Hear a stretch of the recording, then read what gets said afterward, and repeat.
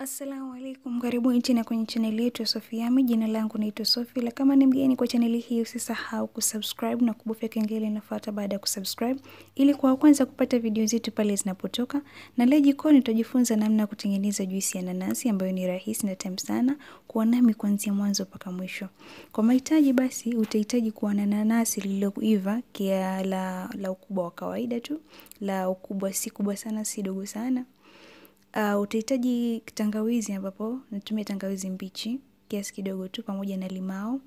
Utahitaji sukari au unaweza kutumia asali, ila si lazima. Unaangalia kama tunda lako litakuwa lina sukari nzuri, basi hakuna haja ya kuweka. Lakini pia utahitaji maji. Kwa kwanza basi utaanza kwa kuchukua nanasi yako na utaanza kukata vipande.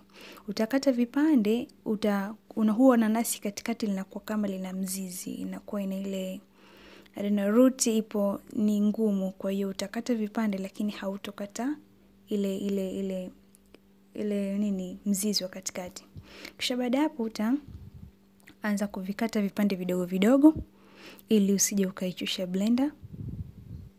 Utakata nanasi yote na kisha kumaliza kukata nanasi basi utachukua tangawizi yako na nimetumia tu kipande kidogo, sikutumia tangawizi yote. Utaimenya. Ukisha kuimenya utaanza kuikata vipande vidogo vidogo kama inavyoonekana hapo kwenye video. Utaikata vizuri namna hiyo. Ukisha kumaliza hapo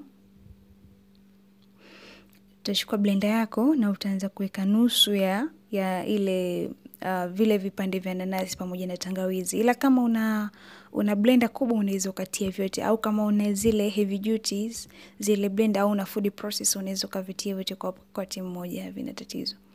Tunafanya kuweka kidogo kidogo ile blender isije kuchoka mapema. Kisha utatia maji kiasi kama inavyoonekana hapo. Alafu utaanza kublend. Utablend mpaka pale ambapo inakuwa laini vizuri kabisa. Utablend kisha ukimaliza utachuja. Hiyo ni batch ya kwanza. Utachuja vizuri mpaka pale ambapo zinabaki tu zile nyuzi tu.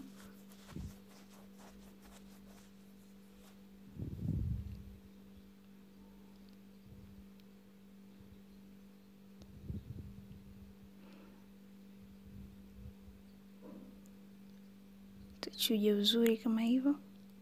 Kisha kumaliza utachukua zile mpaka hapo batch ya kwanza tayari imemaliza. Utachukua zile zilizobaki, vile vipande vilivyobaki, utavitia kwenye blender. Utafanya process kama ulivyokuwa umefanya mwanzoni. Utatia maji, utafunga kisha utablend. Alafu kisha kumaliza hapo utachuja kama ilivyokuwa ile juisi ya mwanzoni. Utachuja. Baada ya batch ya pili imemaliza. Hapo ni baada ya kuchuja batch zote mbili, juisi yetu inaonekana hivyo. Unaweza kuchuja zaidi ya mara moja kama haupendi juisi nzito. Na kisha nitaonja kuangalia sukari ya tunda langu imekaaje.